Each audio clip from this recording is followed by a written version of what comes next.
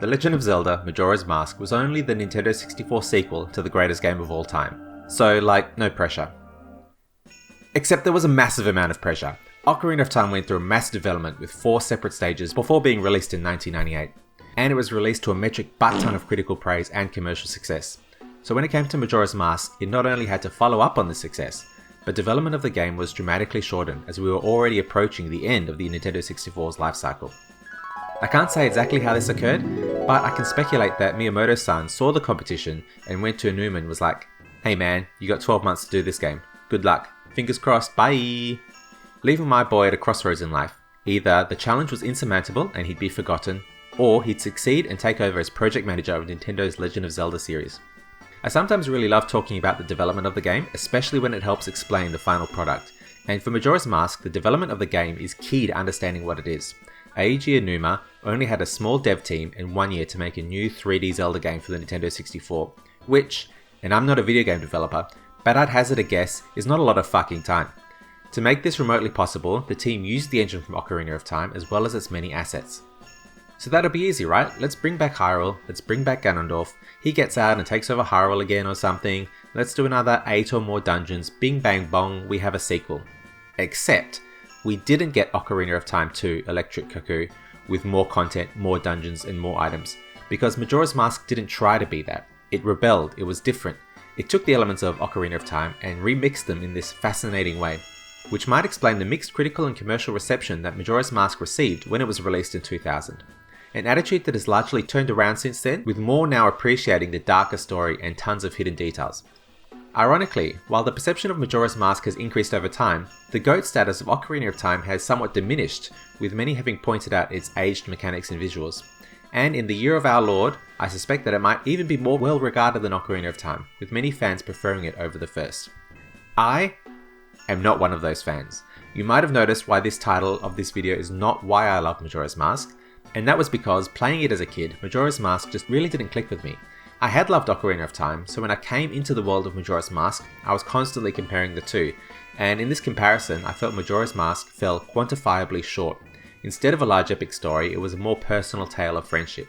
Instead of 8 dungeons, there were 4. There were few items, the world was smaller, but look, I was a stupid kid, and my relationship with the game has changed a lot over time. Now I see the ways in which Majora's Mask was not Ocarina of Time are exactly the ways in which it is special, and the ways that it improves over Ocarina of Time. And in doing so, in this video, I will hopefully explain why Majora's Mask was the perfect sequel to Ocarina of Time. My excitement for Majora's Mask could not be higher. Ocarina of Time blew my mind with what a game could be and how it could make you feel. And when I saw Majora's Mask boxes in magazines, I was ecstatic. The first time I saw it was when a friend came over to my place with the cartridge and we put it in and played the intro. And seeing Link in that super cool cutscene of the forest, and Skull Kid rob him, followed by the action-packed scene where Epona takes off, I'm not proud of this, but I squealed at that moment. I was like 12, but my excitement couldn't be contained. Thankfully, after my parents bought it, I doubly luckily had the expansion pack from playing Donkey Kong 64, so I was ready to go. Okay. And within a few hours, I found myself swept up in this fantastical new journey in a new land. And while it didn't scratch the Ocarina of Time itch, even as a kid I recognized it as a fantastic game that I 100% completed multiple times, on top of just bumming around the world in a 3-day cycle. So while I have reduced familiarity with it compared to Ocarina of Time, it is still a game that I remember fondly and is very nostalgic for me. And in fact, I have grown to see it as the perfect sequel to Ocarina of Time, and it starts straight away with...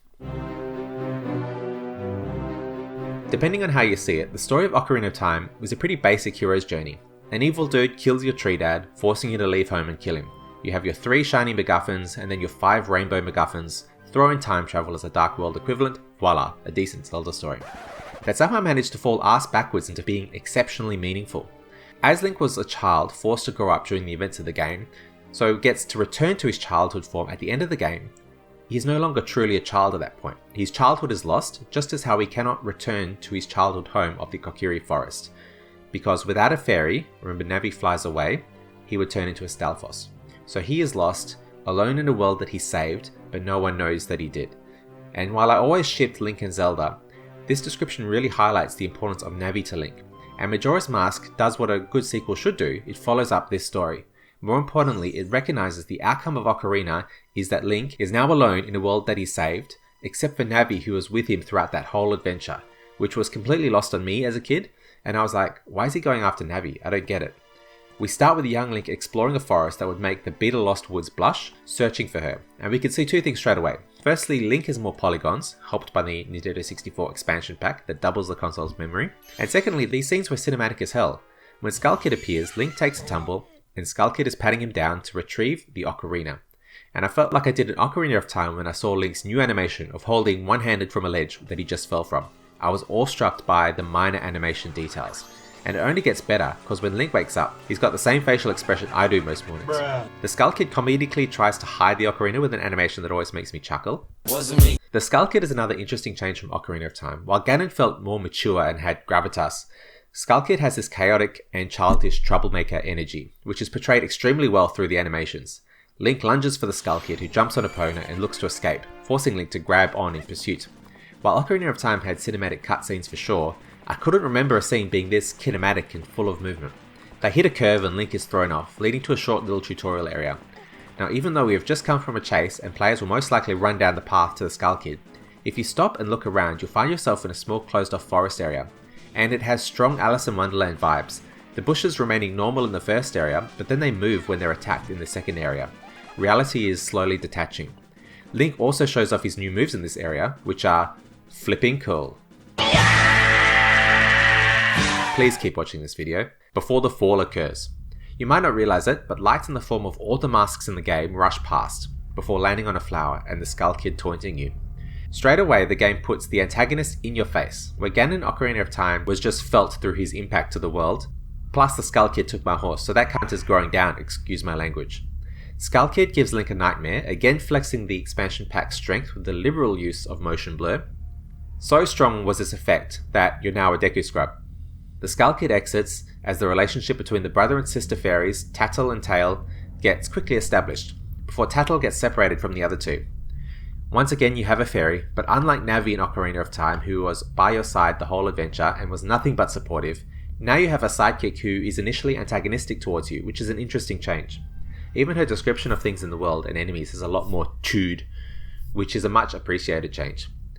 Next comes a short tutorial on Deku Link's movement capabilities with a flower, before passing this weird tree who I'm sure is no one's son, and ending up in the basement of some building. And if you don't feel like you're in a David Lynch film yet, I don't know what to tell you. As you go to leave, you are stopped by Shigeru Miyamoto himself, posing as some sort of mask salesman, who seems to know more about the situation you're in than you do. He tasks you with getting the mask stolen from him by the one and only Skull Kid, and he jump cuts between different emotional states. He gives you 3 days, for no specific reason, he's just leaving town then, that's all. And then you leave through those big doors to find, we're not in a pre-rendered castle anymore. No sir, we're in the Jewel of Termina, Clock Town, a town so big it needs 5 separate zones. And very 3D, as you can tell by the game's opening. It's like the best combination of the business of Hyrule Castle Town with the 3D-ness of Kakariko Village. And one thing you might notice is this thing on your screen. It is not entirely obvious as to what it means, but as you move around Clock Town, time passes and you work out that it is a clock. A real functioning clock, which you can find in nearly every internal building. Right now, it is a detail we don't have full context for. Guess what, we are still in a tutorial because the player has to go around the town learning who is where and what they can do as a Deku. But you might get some magic and shoot loogies, so perhaps things are coming around for Deku Link. You might want to run into the Bankman or the inn. And as you wander around these buildings, you might find that they are far more decorated and detailed than in the past. I like the colours of the lottery centre and the details in the post office specifically. And for some reason, this shop has a pond, a tree, a sky painting on the ceiling, which in retrospect is all quite unusual. You will also find a scarecrow, straight out of Ocarina of Time. Except he will offer to dance to the night, a detail which its significance does not weigh on the player yet. He will also mention about the Song of Double Time and the Song of Slowed Time, but again this doesn't impact you yet. You also might stumble into the mayor's office, equally elaborately decorated. Here you'll see some conflict between the builders who want an upcoming festival to go ahead versus the guards who want to evacuate.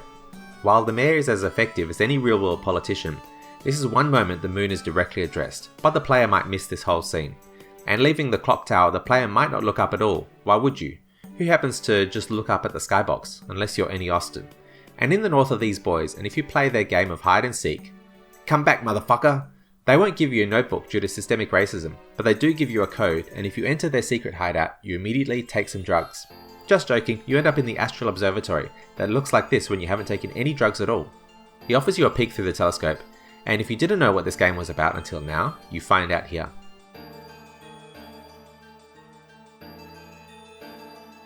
The moon is hanging perilously above Earth. Skull Kid is doing some evil shit in Clocktown, and the clock keeps ticking down. You will also observe a teardrop from the moon. Go outside, pick it up, and give it to this Deku, and you get his house. I don't believe it, in this economy? This allows you to get to the top part of the clock tower, which doesn't open until the third day, so you can bum around town until then. I've called this section story, but it could equally have been called world, because much of the story is delivered through the world and the characters you meet. If you don't fast forward time with the Scarecrow, you will see things change over 3 days. First day is innocent enough, builders building, postmen posting. There's an incident in North Clocktown regarding bombs and an old lady that impacts what this store sells you. But as things progress, people show more concern. There is less builders preparing for the festival, and the third day specifically the music is distorted, with more frequent rumblings and screen shaking due to the moon.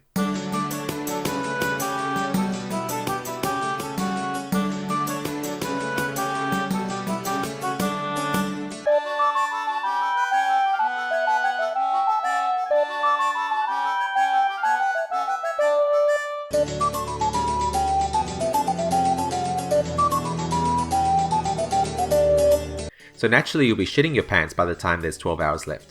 There you see the Skull Kid, shoot a massive loogie at him, get that Ocarina and have a weird flashback to Zelda. It's not that weird because the same thing happened in Ocarina of Time when you picked up the Ocarina in the river, but this is the only direct connection with Zelda in the game. The only time you hear Zelda's lullaby, in The Legend of Zelda Majora's Mask. We are really down the rabbit hole now, Master Frodo. Yes, I'm mixing up my metaphors. She teaches you the Song of Time, a key song from Ocarina of Time that opens the door of time that Link conveniently forgot. It's somehow even more important in this game as you play it and are sent back to the first day. The clock resets. And that is the gameplay loop of Majora's Mask. You have 3 days to make as much progress as you can, and at the end of these 3 days, some progress can be stored while others are lost. What you gain are items, masks, bottles, collectibles, and story progress. What you lose are individual item counts, your rupees that are not in the bank, and character interactions which are recorded in the Bomber's Notebook. And this really is the root of the melancholy of the story. While you make progress in each 3-day cycle, you will help certain people out, and while you may keep the reward, the person will forget you. Not only that, but they will need help again in the next 3-day cycle, and you'd have to ignore them to progress the story. You can't do everything in one cycle. It is fundamentally different time travel mechanic to Ocarina of Time that no other game that I know has replicated. And while it does cover the fact that there is less content in Majora's Mask, it fundamentally turns gameplay on its head, as everything is a time management problem. You don't start a dungeon on day 3 unless you are repeating things, or you could spend your whole 3 days following an NPC schedule. Now that the game's tutorial has walked you through a 3-day cycle, from start to end, it's your turn. And initially you will not manage time well, but as you go through the game, you will get items or songs that allow you in many ways to save time and access areas quickly. In Majora's Mask, knowledge is key. Anyway, on your first return to the first day, Miyamoto-san is slightly perturbed that you didn't get his mask back. But he has faith in you and teaches you a song for good measure, the Song of Healing, which is also extremely important in this game. The Deku mask drops to your feet. Now it acts as the power that you can wield at will, with the only cost being seemingly intense physical pain. Isn't it odd that he's the only person who seems to remember the previous 3-day cycle? Now as Human Link, you can exit the tower and begin your adventure. The story of the game will take you to the 4 compass directions of the land of Termina, ultimately leading to 4 dungeons. But just as Ocarina of Time makes dungeons feel narratively important with cool scenes before and after the dungeon, as well as potentially parts of the world improving through your efforts, Majora's Mask expands on this with even more scenes and memorable moments before and after the dungeons. Take the Deku Palace, where the monkey tells you its friends has been taken prisoner by the Dekus for kidnapping the princess. Something they tell us he didn't do. Dramatic courtroom scene. If you remain to see the outcomes of the trial, you'll see the monkey get punished. Nintendo really flexed their cinematic chops with this game, leaving you to search for the princess, raise the dungeon from the water, defeat the boss, sending you back into Motion Blur Town, population, the 3 of you. It is hard to make sense of what you see visually, at least that's what I remember on a crappy SD TV, but this is easier. One of the giants teaches you a song, and a combination of the music and the syrupy water makes everything feel very dreamlike. When you get sent back to Woodfall, presumably, it is at this point that Tattle amusingly apologizes to Link for them getting into this mess and agreeing to work together to help stop the Skull Kid. And already I'm invested in their relationship, which feels both passive-aggressive and earnest. Quite an achievement considering she is just Navi 2.0. But in a traumatic pullback, you're back in control, and after slashing some vines and finding the princess, you stuff her in a bottle. But then you're going to release her, it's okay, and you permanently unpoison the Deku's water, until you go back in time. What I liked about Majora's Mask is it expanded the Dekus from being a singular enemy model in Ocarina of Time to a complete race with a king, princess, standard enemy models with different foliage and floral patterns. It set up the Deku to be one of the main races in the Zelda series, which has continued to Breath of the Wild with a new coat of paint. And then you meet this butler who probably doesn't have a son. Oh wait, he does. Well, I'm sure it's not this guy. What a twisted game this would be if that was the case. It isn't until the end of the game where we see him kneeling down in front of the weird tree that I connected the dots to the child, that he has lost his son, and the Skull Kid didn't just use any Deku, he took a Deku soul and combined it with yours. It actually makes this scene where Link first plays a Song of Healing as rather sweet, as Link says goodbye to the Deku who lost his life and briefly co-inhabited Link's body. It wasn't his fault and Link knows that, and so he waves him off in a very friendly and childlike manner that shows no animosity. And not the last soul Link puts to rest in this game. This is probably the most uplifting of the dungeon narratives, as the monkey and the princess both return home. Unlike the next zone, the Gorons are suffering a terrible winter, and you have to find the Goron hero, Damani, who has died. Yes, that's right, in this Nintendo game, this guy is dead. You go to his grave and play the Song of Healing to heal his soul. His sense of loss, not being a hero when his people needed the most, is soothed by the melody. The scene where he is congratulated by the Gorons and his tears fly off like stars is so anime I can't even. Allowing his soul to move on and leaving you both his face and his abilities. This is a consistent theme of Majora's Mask, one of loss and of healing that loss. It could be literal, the mask seller lost his mask, Link himself lost his horse and his entire plane of existence, and Damani having lost his life. I'll touch on the masks later, but their narrative role in this game is just as exceptional as their mechanical importance. Posing as Damani, you have to enter the homes of the Gorons, find a childcare crisis going on, and search for the Goron Elder, who happens to be frozen in ice. Again, I'm appreciating the complexity and the uniqueness of the Goron Elder's model, as he teaches me a lullaby to soothe the baby Goron. Actually, he's forgotten the whole song. I actually lolled out loud at this scene. He completely subverted my expectations, before the emotional gut punch showing him holding the baby when the song plays. Luckily, Bub knows the second part of the song, and with it we are able to put asleep a giant invisible Goron breathing icy wind. And by soothe, I do mean kill. And take on the temple, which when victorious leads to the best world improvement in any Zelda game. The icy dead zones giving way to lush green fields, again for 3 days only. This is probably the most dramatic change in the world you do for beating a dungeon, and it's the most heartbreaking when you have to go back in time. Before you can get to Termina Bay, you need Epona, so blow up this rock and head to Romani Ranch.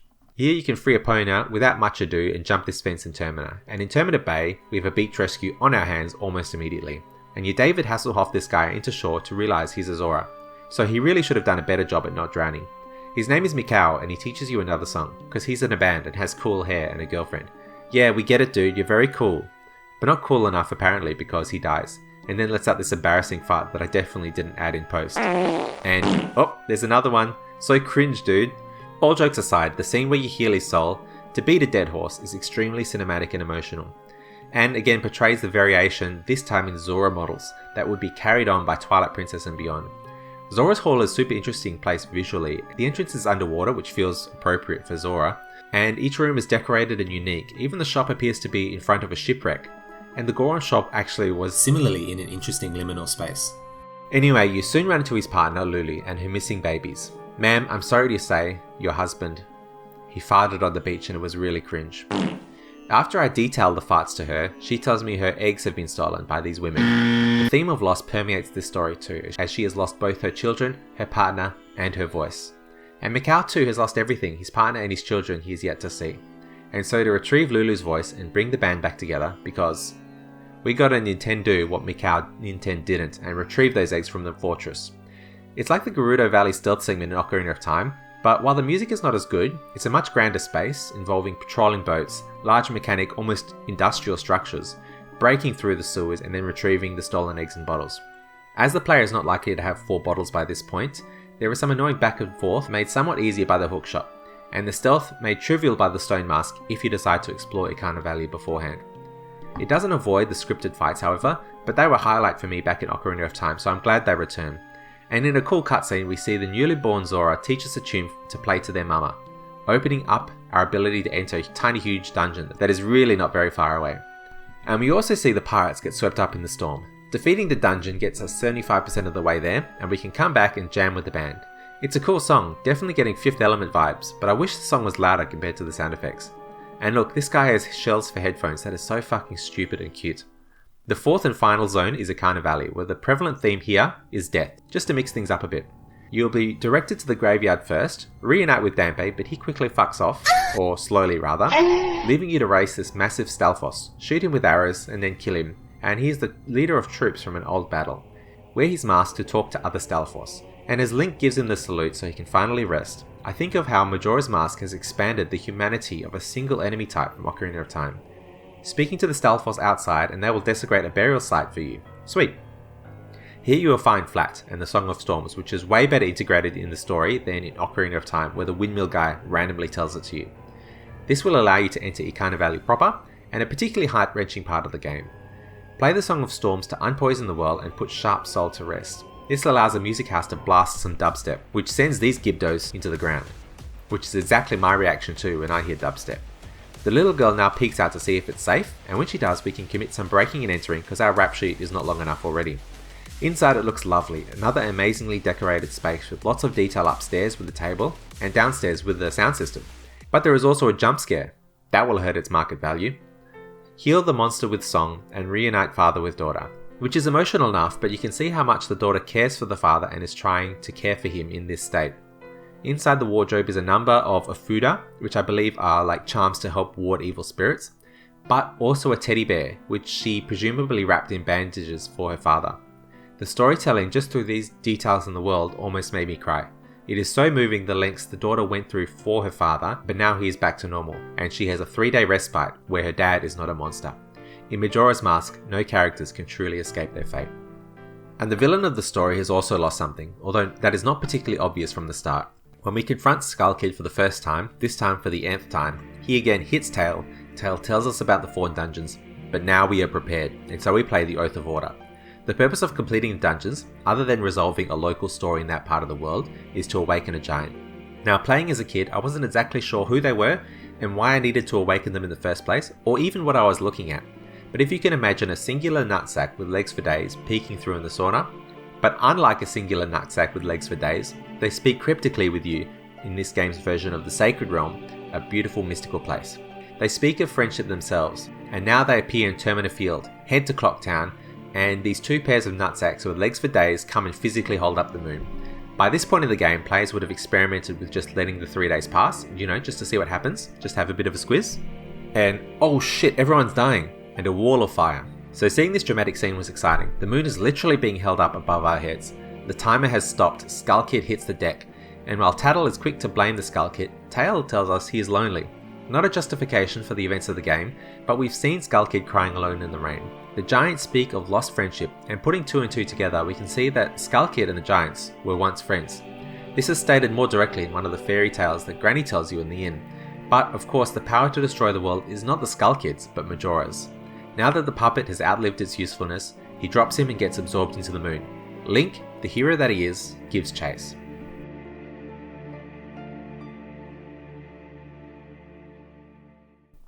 There are a few memorable moments in Ocarina of Time. Pulling the Master Sword out, becoming an adult in the Sacred Realm, seeing Shake for the first time, and watching Ganon shred on the organ. But none are as impactful as this moment. From the dark, ominous end of the world atop the clock tower, we cut to here, a lush green meadow with a tree in a distance, 4 children running about, and motion blur cranked to 11. As you approach the Moon Kids, they speak to you about friendship. Do your friends think of you as a friend? Does the right thing make everyone happy? It's all very naive, of course. Not everyone can be happy with everything. Or with anything, in fact. One kid asks you about your true face. In a game of masks, it is talking about the social masks we wear to be liked, to make friends. You quote-unquote play with each of them, and each child asks for masks. If you collected every mask in the game, the process results in the Fierce Deities mask. However, it is quite scary given the masks disappear from your menu without any promise from the game that you'd get them back. After you've played with the 4 kids with the masks of the game's bosses, you'll find a child sitting alone under the tree. The comparisons to Skull Kid earlier in the game are direct, and what's more, this kid too wears the titular Majora's Mask, leading to the final boss of the game. While not as epic as the final fight in Ocarina of Time, the fight just takes place in the room, but between the strange music, the kaleidoscopic visuals, it definitely feels suitably Majora's Mask. The boss has 3 phases this time. The first, I'm just playing around, to now I'm attacking and running around, and finally to I mean business and oops, I swallowed a man. They aren't particularly difficult, it's just a matter of working out when he can be hit, which, with the Fierce Deity's mask, isn't even a consideration worth one brain thought. But it exemplifies Majora's chaos and immaturity, with his movements particularly in Phase 2 and anger in Phase 3. Defeat Majora and you are ejected from the moon, which disintegrates to become the prettiest rainbow on the Nintendo 64. Skull Kid is also there, and interestingly, he remembers Link as the kid who taught him that song from Ocarina of Time. Shiggy's back and happy with the mask, although the evil energy is gone now. That's going to hurt its resale value. And in true Miyamoto-san fashion, he literally fucks off into thin air. All that's left is for Link to return looking for his old friend Navi. And as he rides off on Epona, he says goodbye to his new friend, the initially hostile, then standoffish, and now friendly Tattle, who says, "Thank you." It is a heart-moving ending that winds up in exactly the same place that it starts, with Link in the Lost Woods. This time he continues on, as we cut to a picture of 2 new friends, Link and the Skull Kid. And then Saria's song from Ocarina of Time briefly plays, and I'm like, what? Was this a Skull Kid that was just to the left of the entrance in the Lost Woods in Ocarina of Time? How did he end up in Termina? How did he steal the mask from the mask salesman, who is also the mask salesman in Ocarina of Time? Did the corruptive power of the mask create Termina? And so at the end of the game, when Link and Skull Kid return to Hyrule, does Termina cease to exist? It feels like Link's Awakening in that respect. Truly a fitting end for a land named Termina. There are 2 themes in Majora's Mask that permeate all stories and side quests, and that is loss and friendship. The events of the story kicked off prior to Link when the Skull Kid lost something, his friendship with the giants. And in the loneliness afterwards, he found the fairies, and in his lashing out a magical mask. With the power of Majora, his childish tantrums amplified to a world-ending scale. He lashed out because his childhood was lost, his friends moved on, and he didn't want to move past and grow up. The mask used these emotions, and him too, to try and end the world. He wasn't the only person losing their childhood, as I mentioned in my Ocarina of Time video, and is in several great videos, plus the Immortal Childhood article. Link too lost his childhood in Ocarina of Time. He was forced to grow up fast, thrust 7 years forward into Ganondorf's future. But unlike Skull Kid, despite being alone, Link chose to search for his relationships. The relationships gave him power to defeat the evil in Ocarina of Time, and his most important relationship was with Navi, the fairy who joined him in the Kokiri forest, where people are literally children forever, and was with him the whole journey. In Ocarina of Time, it was a hero's arc. Majora's is a spiral. Termina does not change like Hyrule did, it remains frozen for a brief cycle of time. No, who changes is Link himself. As he repeats the cycle, he understands Termina and its denizens better, how to manage time, how to treat people, how to try and save the world in the face of almost certain defeat. This growth is represented mechanically too, both in a larger arsenal, but also physically. He starts off as a Deku Scrub that many refer to as a kid. Even the guards won't let him out of Clocktown. But then he grows to his usual self, and later in the game, Mikau and Darmani, who represent adult versions of Link physically, as well as being 2 characters with a heck of a lot of adult responsibilities. Like honestly dude, I've been there. By the end of the game, Link accepts his lost childhood, and perhaps even his lost friendship with Navi, and in doing so the Skull Kid learns some maturity from him and accepts the lost friendship with the giants. One of his last lines he says to Link, "You be the bad guy, I'll be the good guy. When you are the bad guy, you run away, alright?" This to me is the Skull Kid wanting to play good guys and bad guys with Link. He's finally moving on from past friendships with the giants, and rather than letting his loneliness fester, he too is seeking out new relationships, emulating the maturity he has now seen from Link.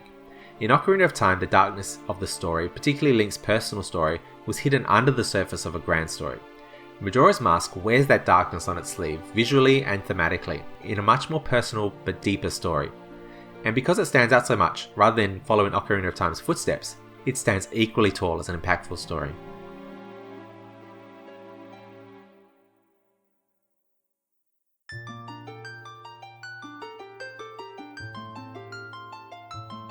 Majora's Mask plays like Ocarina of Time, which is both a massive compliment, but also expected given the team had only 12 months to develop this game. "This is not time to reinvent the wheel," said Onuma-san to his team with an Australian accent.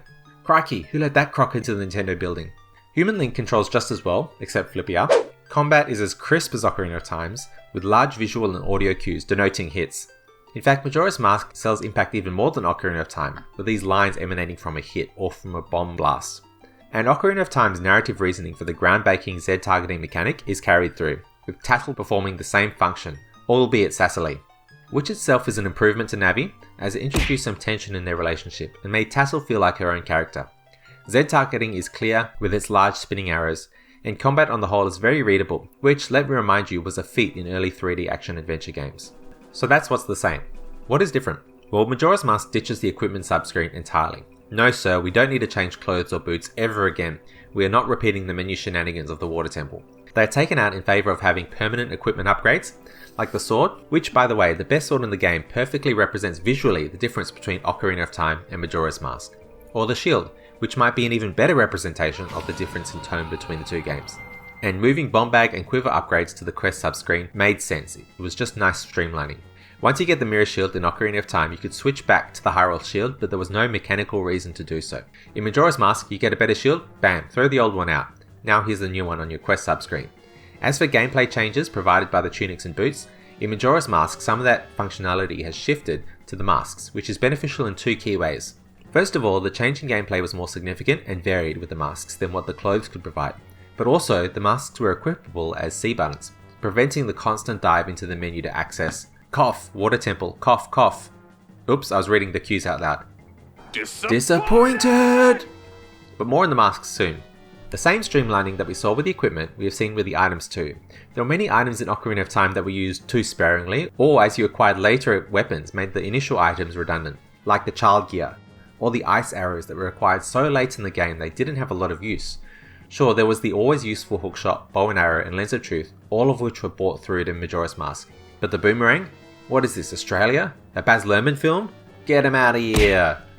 Actually, technically, the boomerangs are in, they're just one of the features of the Zora Link's moveset. Perfect! The dorky slingshot that existed only because Kid Link was too small to use a bow and arrow?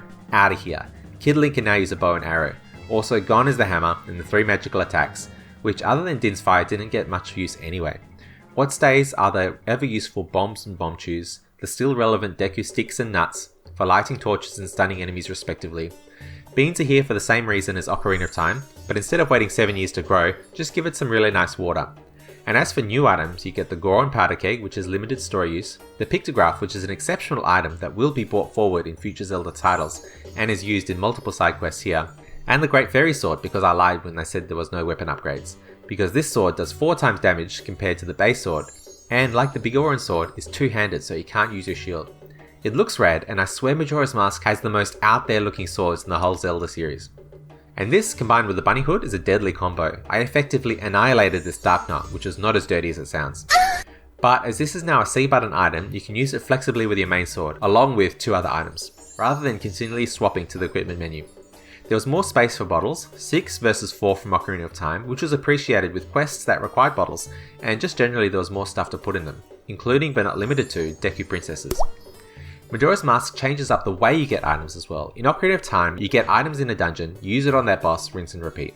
I've only recently played several Ocarina of Time hacks, which due to their scope drastically change this formula. You might find a shield in a cave, which harkens back to the original Zelda games of old, where a huge item might be hidden in some random secret area. Or you get a piece of heart just by talking to someone as part of the main quest. Majora's Mask has that kind of ROM hack energy. Bombs, which are a dungeon item in Ocarina of Time, can just be bought in a shop in Majora's Mask with no pomp and circumstance, if you save the old lady on night 1.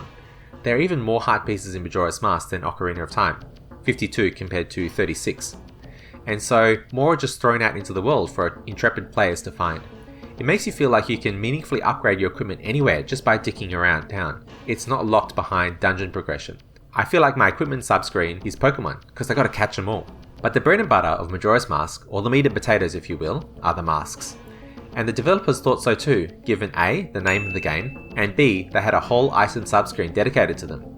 Now I have to say, most of the masks don't have a huge utility. They don't change how you play the game, you just have to wear the right mask for the right person for a side quest. There are a few standouts. The bunny hood actually increases your running speed, which is always helpful when you've only got 3 days to save the world. The stone mask makes you invisible, which has some usefulness getting around NPCs. The fairy mask attracts fairies in dungeons, which is helpful for getting those fairy fountain bonuses.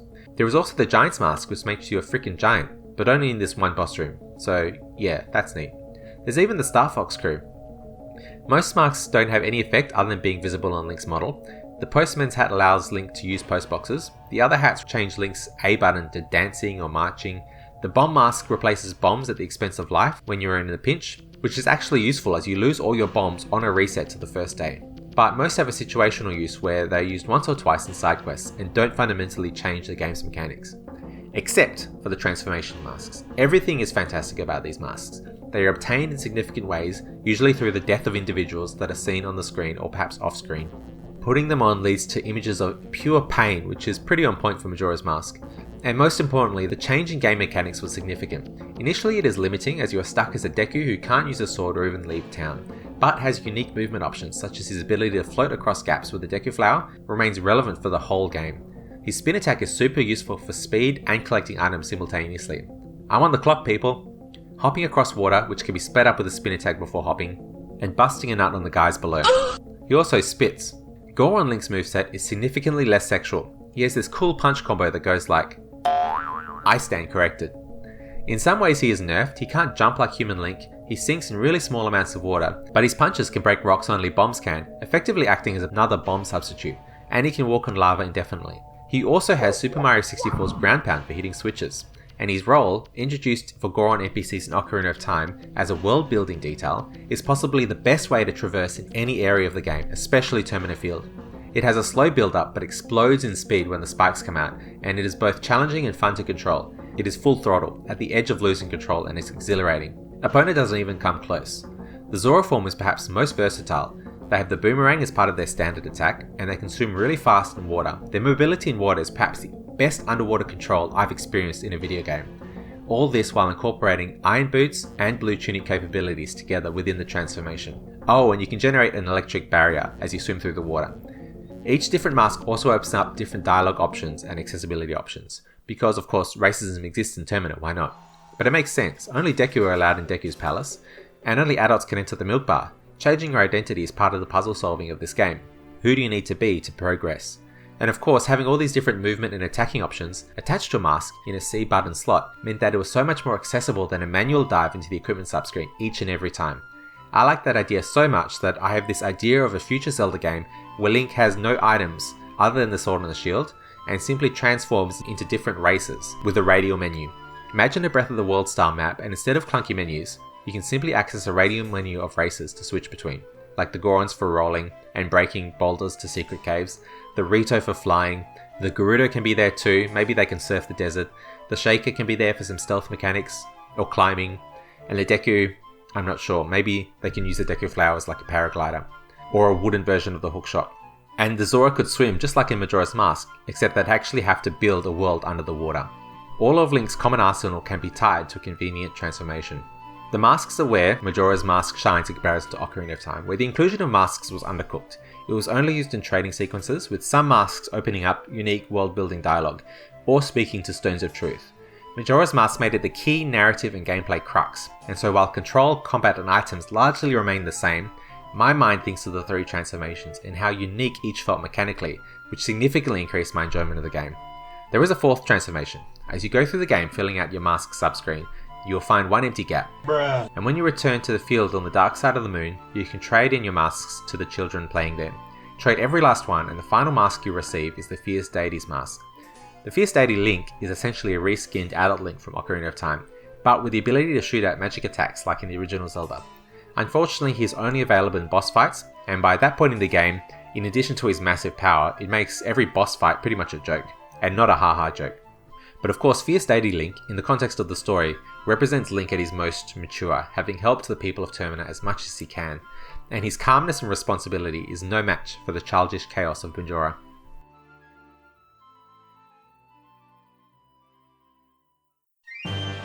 Ah, the dungeons. Celebrated everywhere for their being the meat and potatoes of a Zelda game. Majora's Mask has 4 dungeons, and I still to this day have difficulty with the fact that this number is smaller than the 8 in Ocarina of Time. But let me list why this is stupid. 1. The world in Termina is physically divided in 4, with each zone and dungeon sitting in a compass direction on the map.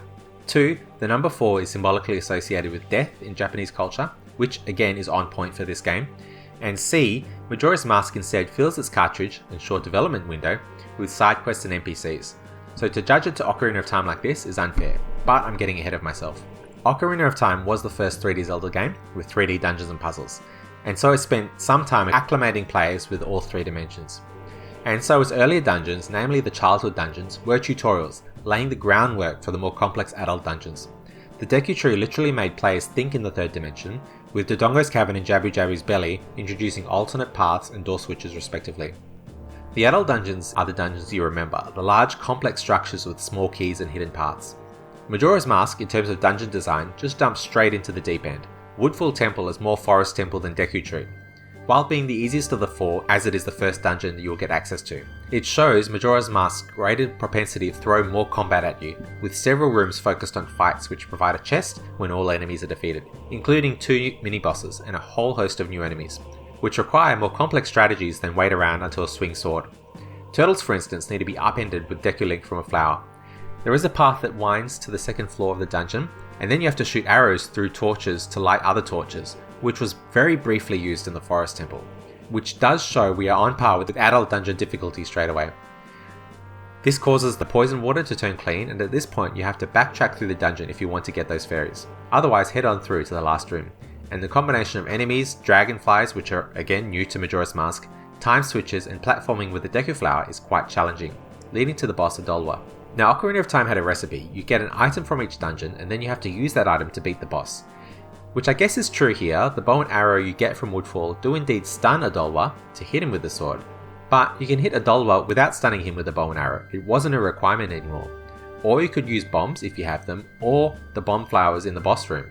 We'll see this recipe get more and more thrown out the window in later bosses. Plus he had more attacks than a typical Zelda boss. He had the waving sword, jump attack, the spinning attack. He could summon moths and beetles with his eerie chants, and while there was a Deku Flower present to avoid some of these attacks as a Deku, he also summons fire, which is not good for Deku Link.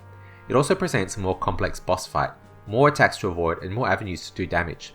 And then in the 3DS he was nerfed by requiring Deku Link to drop a Deku Nut on his head eye, undoing all of the flexibility in defeating the boss mentioned above. But it's the next dungeon that'll really put hair on your ****s. Snow Peak is a multi-level dungeon with a central tower room, and the central goal is to slightly adjust the height of the central tower with just a slight... Holy fucking shit! It was the first dungeon that had me running around trying to work out what to do. There are a lot of paths, but most are frozen over, and I had to re-remember that arrows through torches creates fire arrows. But I was actually missing was these ice crystals on the roof that break these ice blocks. There are 2 fights with this guy with increasing difficulty, and this Wizrobe represents one of the many 2D Zelda enemies that Ocarina of Time skipped over, but were first rendered in 3D in Majora's Mask. And the first gives you fire arrows, which open up many block paths in the dungeon. But interestingly, once the central tower is risen, it becomes a straightforward path to the boss.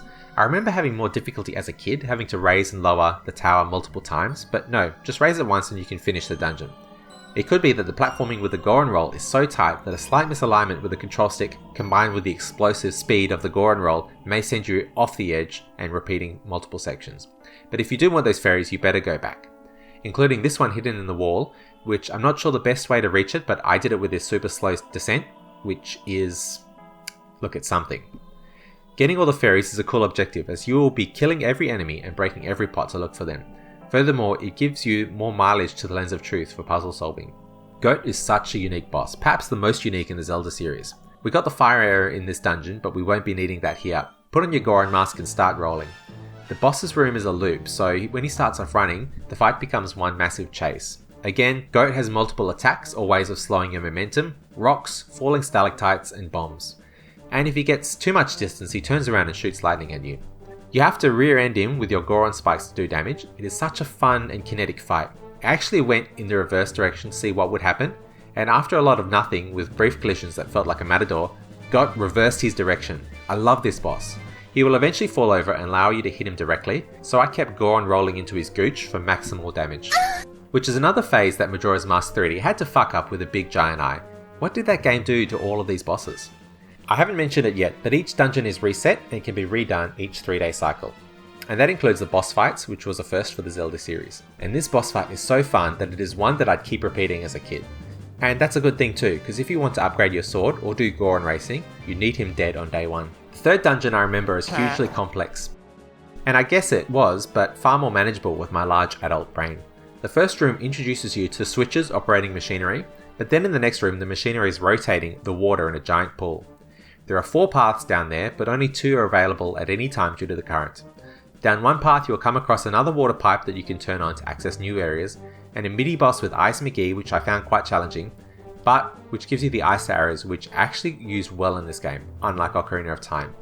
You can freeze the Octoroks to use them as platforms, or you can just shoot the water for a temporary stepping stone. And the fire and ice arrows are needed to block and unblock water vents to progress further. You will eventually have to go back to room 1 and reverse the water in order to access the other paths in the main room. Turn on the green pipe and get to the boss. This dungeon threw some hairy fairy locations at you. Made me wonder, is this even legal? Like, getting on the fan like this? It was an ambitious dungeon concept-wise, and other than some difficulties moving in the swirling room, I think it was successful. The boss was straight up opposite to the kinetic fight I've got. This is a game of patience. The fish keeps its distance but rams the platform to knock you into the water so it can eat you. It was frustrating at first, but once I realised that backflipping could avoid the impact to the platform, then I got my mojo back. And when I downed him in the water, I jumped in, gave him a quick electric boogaloo, and then swam out in a perfect jump. 10 out of 10.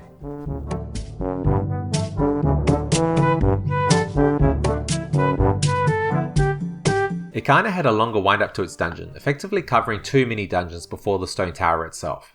And that emotional moment with the girl and her father, smash cut to the worst part of the game, a maze where each door is locked by Gibdo wanting an item. Some items are here within the mini dungeon, like Deku Nuts and Sticks, but some aren't, like magic beans or milk, requiring you to go in and out. It is trial and error of the worst kind. But you do get the mirror shield. This allows you to access Akana Castle, a super cool mini dungeon. Again, visually interesting with its design. I mean, look at the panels on the staircase. It is a short and sweet dungeon with a looping design and some funny dancing fellas. And the mini boss again flexes Majora's Mask environmental design, which plays a part in the mechanics of the fight, allowing light to enter the room, but also enemy model variation, with 3 incredibly unique Stalfos designs. This leads to the stone tower, which is required to access the dungeon, which basically teaches you how to use the Elegy of Emptiness to create creepy looking clones to keep switches held down, which you can do for each form, although Deku Link is not heavy enough. The stone tower dungeon itself has some downsides, but it has more going for it.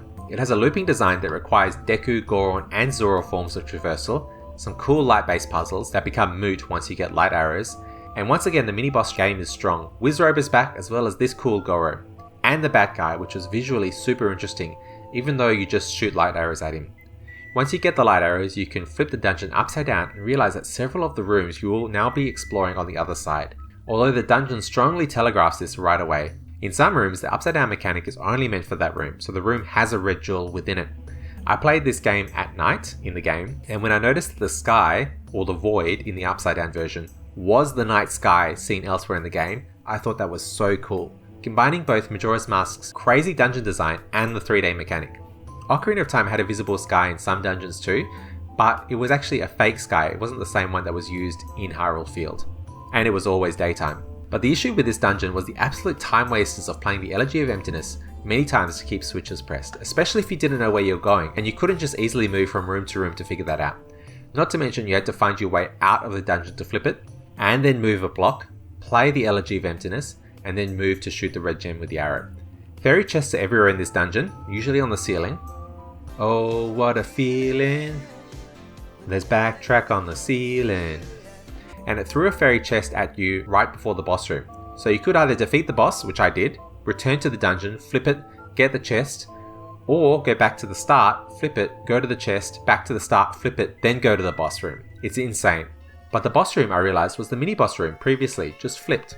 And this boss impresses with scale, although not complex with its mechanics, that the 3DS version again changed up for the better. The Giant's Mask drains magic, so be sure to break these Majora blocks for magic. In terms of mini dungeons, the Skulltula houses are nice, and no, I won't say Skulltula like Tarantula. Where I'm from, we don't have tarantulas, so... Well, I just didn't register in my childhood that it was based on the word tarantula, so f*** it, I'm just saying it how I'm saying it. But while there was a messiness with Ocarina of Time, with Skulltulas being everywhere on the map, and trying to work out where the final ones were a challenge, having them all contained in Majora's Mask to 2 houses was just not as cool to me. Of course, there needed to be smaller scale for the 3-day reset, and the houses had very cool designs. The first was themed like a mystical jungle house, while the second went for a much more spooky haunted house feel, with a library, storerooms and dining room.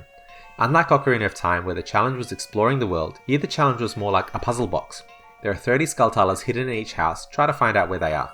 Most were just on a wall, but some moved, some were in pots or bees' nests. In the second house, they got craftier in where they hid. As a tip, make sure to bring in bottles with bugs from nearby grottos, as each soil patch will hide a Skulltula. And you could tell if there are any Skulltulas in the current room by their distinctive rustling sound in the direction that you're facing. So if you can't hear it, look elsewhere. Oh, and do them on the first day, as on later days the reward for completing them gets worse for some reason. And the last dungeon is the moon itself, which has 4 mini, and I mean mini, dungeons. 3 revolving around unique movements of the transformation masks, and the last being a combat gauntlet. There's nothing much to say here other than it visually looks off-putting, between the walls having that veiny texture, which might not be too far off considering the moon has eyes. And this texture that looks like a lung to me. And the moon children themselves residing in a children's playroom of sorts, complete with play blocks and a friendly sky wallpaper. Oh, and the only use of Bombchu in the entire game. So that's something.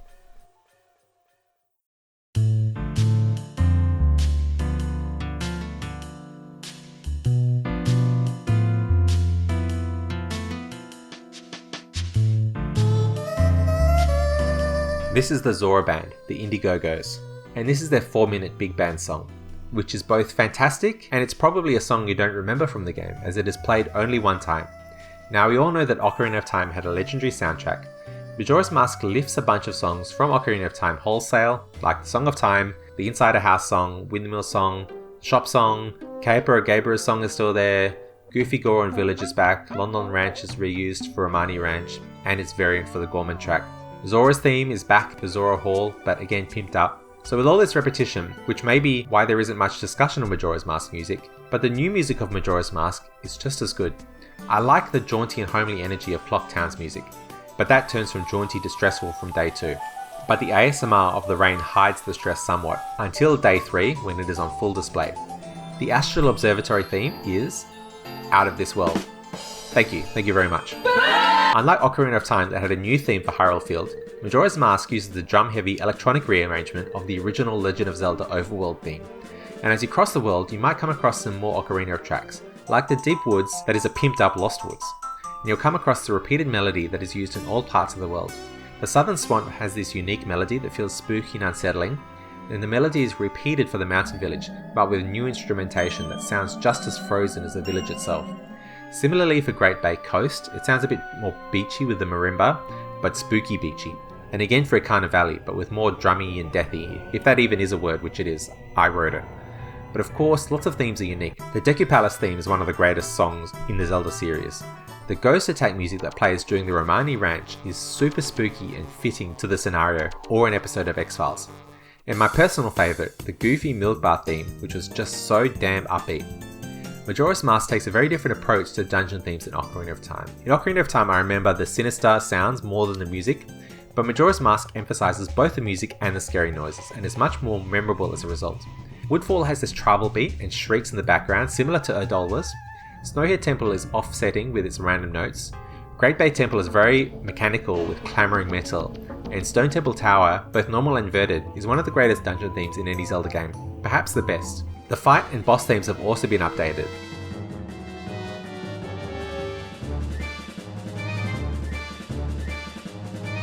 And like in Ocarina of Time, there is a unique theme for every phase of the final boss.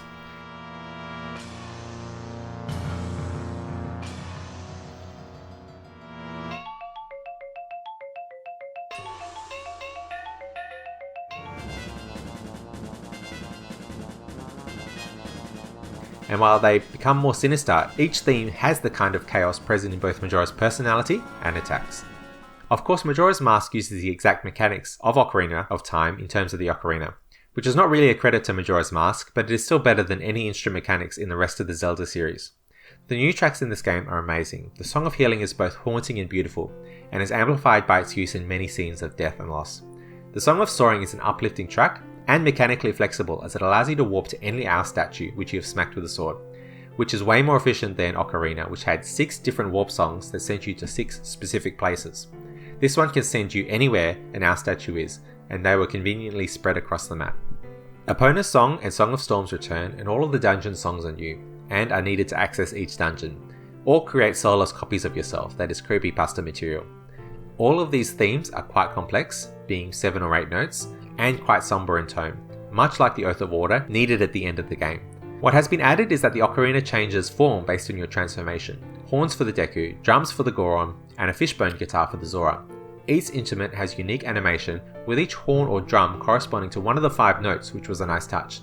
And all of the hidden complex mechanics, extra notes, vibrato, all still work here, this time across 4 instruments. The biggest sin the soundtrack commits is that it drops Gerudo Valley as a track, which is the best song of all time. But hey, Pirate Fortress is not that bad. And hey, listen, it introduces so much new fantastic music, the envisioning of the overworld theme, the really cool dungeon music, and the milk bar, that the soundtrack stands on its own as absolutely fabulous. And the best track, one that uniquely captures the essence of Majora's Mask and the inevitability of death, is the Final Hours theme, truly a harrowing track.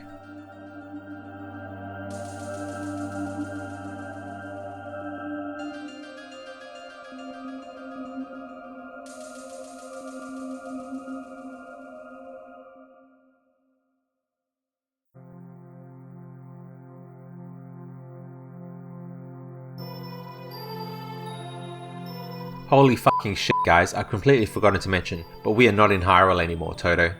Termina feels very different from Ocarina of Time, which is interesting as due to the tight development timeline, a lot of assets are carried over. This, in addition with a different story and visuals, makes everything feel like a bizarro version of Hyrule. Alice in Wonderland, if you allow me to mix metaphors. On the whole, it is smaller scale than Hyrule, but denser, with many smaller places on the map, weirder, with odd structures in each portion that can be seen from a distance like Death Mountain in Ocarina of Time, and just odd, with the terrain following nice divisions in Termina based on the compass directions. It starts in Clock Town, and it really is the densest main city of a Zelda game since, well, maybe ever. Since Windfall is busy, but not this busy, Hyrule Castle and Twilight Princess looks busy, but it is all an illusion. Skyloft has some side quests and shops that you can keep coming back to, and in Breath of the Wild it is destroyed, so too easy. What I'm trying to say is, for the Nintendo 64 and coming out of Ocarina of Time and its pre-rendered backgrounds, Clocktown was a revelation. Seeing real-world structures like the post office, bank, hotel, complete with upstairs rooms and the kitchen behind the front desk, was amazing to see as a child. There were 4, count them, 1, 2, 3, 4, minigames in the town. Some required a specific mask or to be completed on all days for a hard piece. There was a shady shop that was only open at night, run by this bald motherfucker who ran a fishing pond.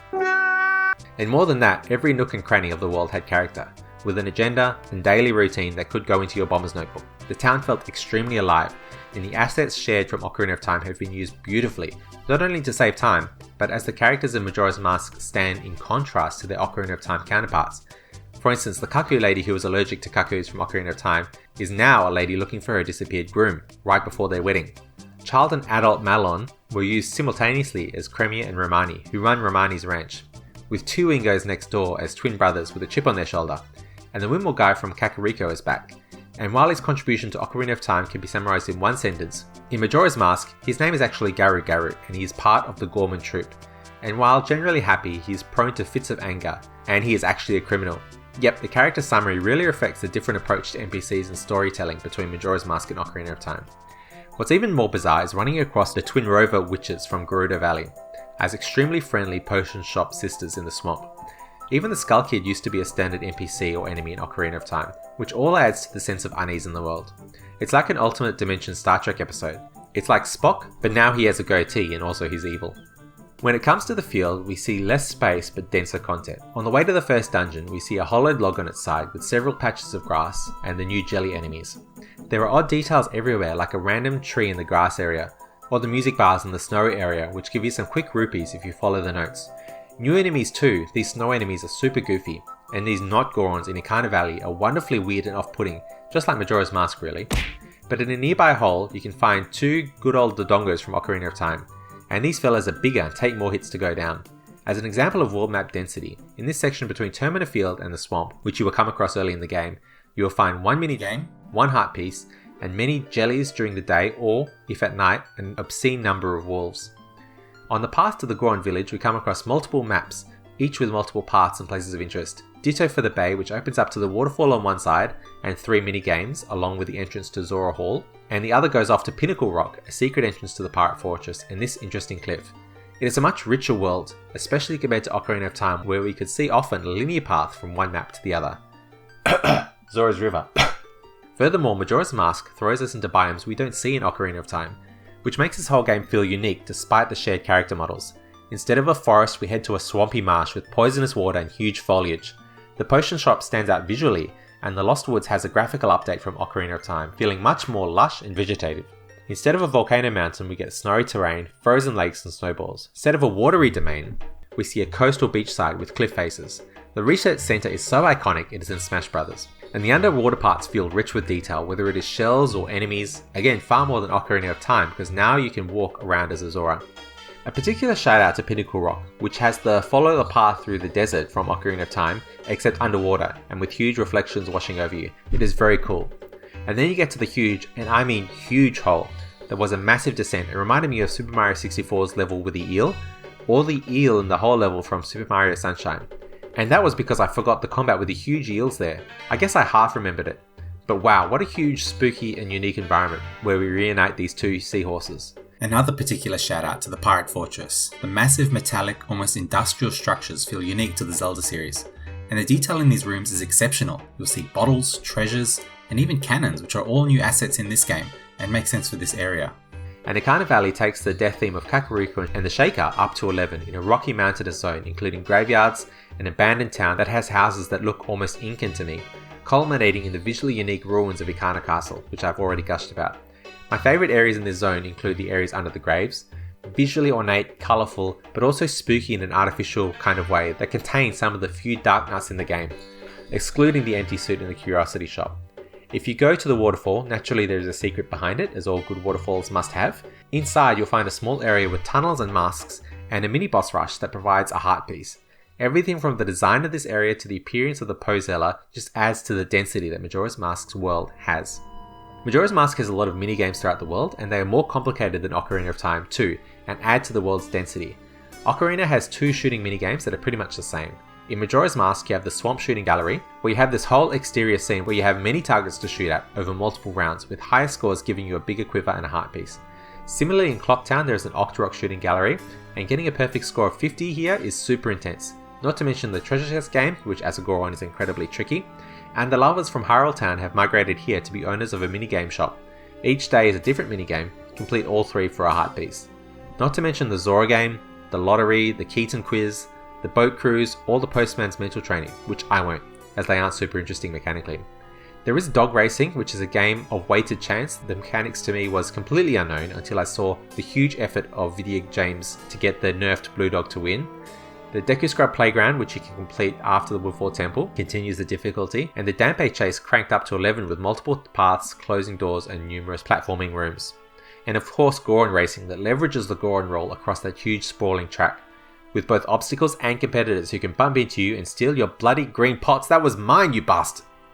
There was a swimming minigame too to flex the Zora's perfect underwater controls at the top of the waterfall, which was a challenging multi-race course with obstacles, hoops to go through, and a time limit.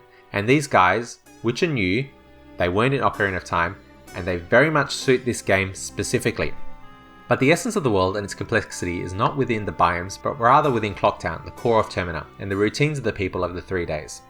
Just an example of the complexity of Clocktown, this detail is completely not relevant to the story. But in West Clocktown, the shop is run by this guy. Remember him. Until 9 PM, after which it closes, you are booted out, and then the temp picks up the shift. Except he knows nothing about nothing. Even sticks are a mystery to him. Bruh. Remember, this is now 10 PM. Meanwhile, next door, the Curiosity Shop opens, and is run by this guy. No idea who he is. Your Honor, I've never seen this man before next door running the shop in my life. Actually, the mother of this S&M lover is carrying the shipment of bombs on night of day 1, as you do. She is mugged by this creepy character, unless you intervene. But if you don't, for shits and giggles, this guy goes to the Curiosity Shop to try and pawn off his goods. You can see this interaction and see him get ripped off in real time, which he is not happy about later.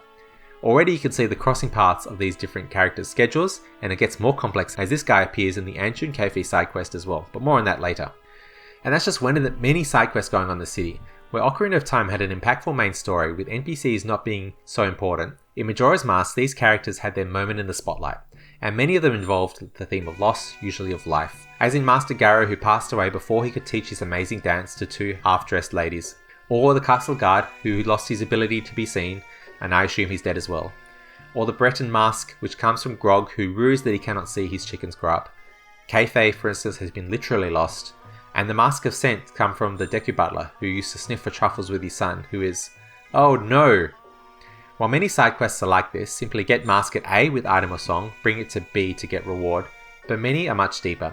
For instance, the Dongero side quest, which may look like a simple Ocarina minigame from Ocarina of Time, is actually a world-spanning adventure where you have to reunite 5 frogs together. 2 actually come from 2 mini-bosses in different dungeons. It's the first time I remember in the Zelda series that dungeons are involved in side quests at all. It makes the world feel very connected, and many of these side quests, including finding Kayfay, Romani Ranch, goings on at the inn, are all interconnected, which is fantastic. And in the game's ending credits, you see the fruits of your labour in helping people. The postman, freed of his job and hat, runs freely in Termina Field. The Rosa sisters performing Kamara's dance in the milk bar, Romani practicing her archery, the old woman and her son standing together in front of their shop, Grog chilling out with his cocks out, the Indiegogos performing and Gorman looking surprisingly happy, the girl and her father playing in Ikana Valley, and of course the wedding, but I'm getting ahead of myself. As a child, I was quite scared of days 2 and 3 particularly. Most of my work was done on day 1, with dungeons etc. But replaying as an adult, what I instead did was maximised what I could do in a 3-day cycle. So naturally I spent more time in days 2 and 3, and I noticed particularly the different colour palettes used for each day. It was in 3 moments that I noticed that you could see the clock tower move even from the west and east clock town. But I also noticed the NPC behaviour more acutely, and everyone's reaction to the end of the world. In some cases it was trivial, such as the shooting gallery owner saying that it was their last day of operation, to the guards on day 3 holding their hand to their heart, trembling slightly, and recommending you flee town in whichever direction they were posted to the more dramatic, the swordsman who teaches you any other day of the week fucks off on day 3, and leaves a sign saying he's left and please don't look for him. But if you do go into the back room, you'll find him cowering in fear, but this is nothing compared to the postman. He has some activity on the first day delivering letters, but on day 2 the mail has dried up, leaving him in an existentialist crisis. But he does post 1 letter. On day 3 he does something odd. He goes to each letterbox and just touches them. Later in the day he reveals to Link he posted the letter to himself, urging himself to flee, knowing he is stuck to his schedule, and so he kneels down in the post office, waiting for the moon to crash. Out of all video games, Majora's Mask really maximizes the humanity versus the number of polygons in the model. But the standout side quest of this game that is so involved and intersects so many NPC schedules that perhaps remain the pinnacle of side quests in the Zelda series and perhaps games in general is the Anju and Kayfay side quest. It has a few mandatory components, but starts in the mayor's building. Opposite the discussion of whether the town should flee or not is Madame Aroma. Her son Kayfay, who was set to marry, has disappeared, because like me, he fears commitment. She gives you a mask to help you search for him. Show this to Anju, his bride, and she says meet me later in the kitchen. It is also this day that you can see Anju trying to feed Granny, who doesn't want to bite and feigns senility, and take a Goron's actual reservation instead of him, leaving him to sleep outside. There's only one Alex in this town, motherfucker. Anju is looking for Kayfay too, and gives you a letter for him which you can post. Day 2 you can track the postman as he gets the letter and delivers it to Kayfay, allowing you to sneak inside and talk to Kayfay, revealing that he is Kayfay. I mean, obviously that mask is fooling no one. His bridal mask for Anju has been stolen, and so he's waiting for it to be pawned off at the curiosity shop to track it down. He gives you a pendant to return to Anju, who upon seeing it decides not to flee and wait for him. In an optional scene, her mother pleads with her to escape to Romani Ranch. On day 3, if we return to Kayfay's house, the curiosity shop owner is there. He says Kayfay has found the man and is in Ikana Valley. We will find him next to this obvious door and wait for Sakon. When he arrives, it leads to a super unique section where you play both as Kayfay and Link, to push blocks and fight enemies respectively, working your way to the end room and retrieving the mask. I'm off for my little leggies, says Kayfay, while Link warps back to town. From here you have 2 options. You can deliver the letter to Madame Aroma directly for a bottle, or to the postman, giving him something to do. If you follow him, you see Madame Aroma relieves him of his duties and he is finally able to flee. But it is not over. Anju is waiting alone in the inn, and you can wait with her, and boy howdy does the game make you wait, while the dramatic counter goes down, hoping that Kayfay arrives. The music crescendos, the screen shakes violently, and finally, Kayfay bursts through. The 2 embrace, lovers looking like mother and child, and they give you a mask while telling you to flee. Then, well, they shall greet the morning together. While the Anju and Kayfay side quest is perhaps the most recognizable from the game, my personal favourite, and one that chills me to this day, is the Romani Ranch storyline. After Snow Peak Temple, you're required to come to the ranch to rescue Epona, using a Goron powder keg here on this rock. You'll find Romani, and her grasshopper energy from Ocarina is still present. You'll also find her older sister Cremia, practicing her sales pitch. Anyway, Romani, wants you to save her cows from the aliens. Yes, I did just say that. While you only need practice shooting the aliens to rescue Epona and continue the story, the side quest of helping during the real thing is planted in the player's memory. 2 AM on night 1 and Romani exits the house and goes to the barn. Then they come down, just in time to watch me put on an absolute clinic. If you fail, Romani gets abducted. The roof of the barn is straight up gone. Cremia is inside, cowless, looking down the barrel of a failed business, wishing she believed her little sister. While Romani herself roams the ranch in a catatonic state. And this ending is somehow the least tragic ending. If you succeed, Romani remains her bubbly self, and Cremia discusses travelling back to the town to deliver her milk. Be in the right place at the right time and join her as she heads to Clocktown. On this trip, she opens up to Link about the loss of her and Romani's father. Now she is responsible for the farm, and practicing her elevator pitch makes a lot of sense as this responsibility weighs heavy upon her.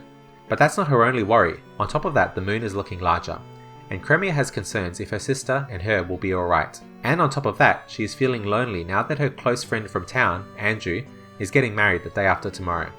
Now this sort of text went over my head as a child, but now as an adult, the maturity of the storytelling really resonated with me on this current playthrough. Nowhere in Ocarina of Time do things get this deep. I had to remember that I'm playing a kid's game. The usual way is blocked, so we have to go through the Gorman Brothers track. And then these 2 masked figures start attacking because they want milk. And I've got no idea who they are. Anyway, shoot the Gorman Brothers many times and we get to town. Cremia successfully delivers the milk and gives you a mask and says, "By doing one good deed, a child becomes an adult." And in one sentence, she eloquently said what I spent 1 hour 20 odd minutes trying to explain. And that the contrast between Link, whose maturity grows over the course of the game, both visually and through transformations, and through good deeds despite their impermanence, while the Skull Kid represents childhood and immaturity, and is reflected by the bad deeds he does under the control of Majora. And while you have the new mask, you may as well enter the milk bar, and you may come across the Gorman brothers' other brother from their common mother. He is upset about how his life has turned out, and has been putting back the milk and is looking several drinks past tipsy. And the parallels between milk acting as an analogue for alcohol are pretty clear. I mean, a milk bar, open at nights, to adults only. Heading back to Romani Ranch, and we witness the saddest part of the tale for me. Cremia is back to tending the horses, this time having seen the mass exodus from Clocktown. Romani, on the other hand, is super chipper, as Cremia will allow her to have milk tonight because she is finally an adult. And if you assume the milk has alcoholic properties, she is attempting to shield Romani from the harsh, sobering reality of the moon. She asks that they sleep in the same bed tonight so that they can spend their last moments together. And as the 2 sisters go off to the main house for the last time, looking directly at each other, Romani, super happy, saying she'll see you tomorrow, while Cremia is holding back everything to make her sister feel okay, and she tells Link, "See you tomorrow." She and Link both know there won't be a tomorrow, not for this world. There is no music, only the ominous rumblings of the approaching moon, hanging perilously above the barn. To me, this moment is crushing. I hate when children die in news stories, and this was painful to see. Especially seeing the adult trying to have a happy face for her younger sister, trying to protect her from the world that is ending outside. And this is Majora's Mask. This little side story with 2 characters over the course of 3 days that can go down several paths and culminate with how to grapple with the end of the world. There is so much humanity in these polygons. This is art, and I will never forget this story.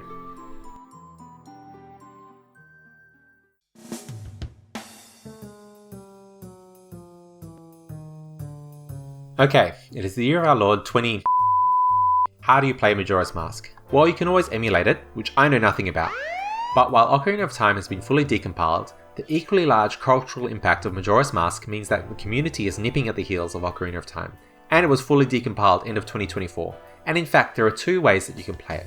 In my Ocarina of Time video, I mentioned Ship of Harkinian, which was extremely feature-rich and the best way to play that game. The same team have developed 2-Ship 2 Harkinian for Majora's Mask. Press F11 to show the menu, and you'd find many of the same settings carried over, such as anti-aliasing, adjustable frame rate, and many other settings. My favourites are the free camera, fast dialogue, D-pad equips, 3D item drops, disable the black bars, disable actor culling in the widescreen margins. You can skip cutscenes, have autosave, not lose things on the reset, and even things like Player's Cafe. Time moves the new move, and Fierce Lady Link anywhere. What are you looking at, Pipsqueak? Not to mention cheats. However, there is also the Majora's Mask recompilation project, which while less feature-rich, has a much more intuitive and aesthetic interface, both allowing updating of the game's frame rate and aspect ratios, and the recompilation project by default includes the D-pad as an extra slot for storing items, which you can do with 2-ship as well with a bit of faffing about in the settings. And however you play, I recommend the D-pad absolutely. It is the perfect place to store your 3 transformation masks and the ocarina, which all get a lot of use in the game, as you need all 4 to travel the world seamlessly, saving a lot of menu presses. Leaving the C buttons for items and more situational masks. I would recommend Narelle's video on the project, but for me is the beautifully updated world map, which you can optionally display the improvements to each zone if you clear the curse on each area. It also allows mods and texture packs, as does 2-ship, but the Recomp project is extremely easy to install. You can be Superman, dab on the haters, and many other things. Links for both projects are in the description, including ROMs and texture packs. I just played through the intro cutscene with both, as well as the parallel launcher for Nintendo 64, just to compare performance. I noticed the Recomp project, and more so with 2-ship, that there were some graphical glitches at the start of certain scenes, so I stuck to emulation in parallel. Played on my Nintendo 64 console. Here it is. But these are both projects with constant updates and improvements, so go with the quality of life visual improvements and modern texture pack support. It's hard to go wrong with either, so all that's left is...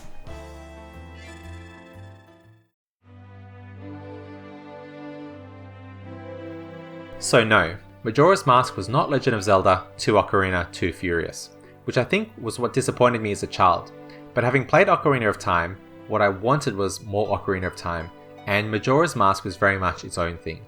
Less classical hero's tale of a globe-trotting adventure, and more story of personal introspection circa David Lynch world-ending event. But let me tell you this, when I was a kid, I was a fucking idiot. I didn't realise that actually what I wanted was what I had all along. No, not Friends, but Majora's Mask for the Nintendo 64. Now I don't think it is better than Ocarina of Time, but as an adult with a fully developed frontal cortex, I appreciate Majora's Mask way more now. It has ROM hack energy, which is a very positive thing indeed. It feels very fresh, and compared to Ocarina of Time, which I also revisited in retrospective, Majora's Mask I enjoyed replaying way more than Ocarina of Time. While it was lesser in the numerical quantifications that mattered to me as a kid, it was greater in ways that couldn't be quantified. Yes, the story was less epic, but it was uniquely dark and emotional. Yes, there were fewer dungeons, but all 4 were large and labyrinthine, not holding anything back. Yes, there were fewer items, but they were all killer, no filler. Yes, the world was smaller, but it was more fleshed out and dense. My appreciation of the game grew over time, much like the public opinion. What I grew to appreciate the most was how it didn't try to be a sequel to Ocarina of Time. It didn't try to be Ocarina 2 Electric Cuckoo, with more content, more dungeons, more items. It rebelled, it was different. And by being different, it was truly able to stand toe-to-toe with Ocarina of Time, even exceeding it in some areas.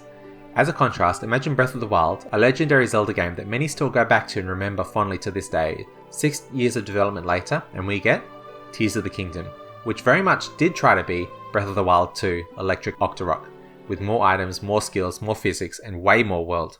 And by being numerically better, it fell from public conscious a few months after release. That's why after taking risks and being drastically different, Majora's Mask was able to follow up one of the best games of all time. With its story and time mechanics, it made me fundamentally think about what winning a video game actually meant if you just go back to the start at the end. Progress was 2 steps forward, 1 step back. You can't permanently help everyone. What's the purpose of helping someone if they're going back in the next cycle? Can everyone be helped in one cycle? It made me think of these polygons as people, and there is simply no other game like it, in the Zelda series or out of it. And that's why Majora's Mask is the perfect sequel.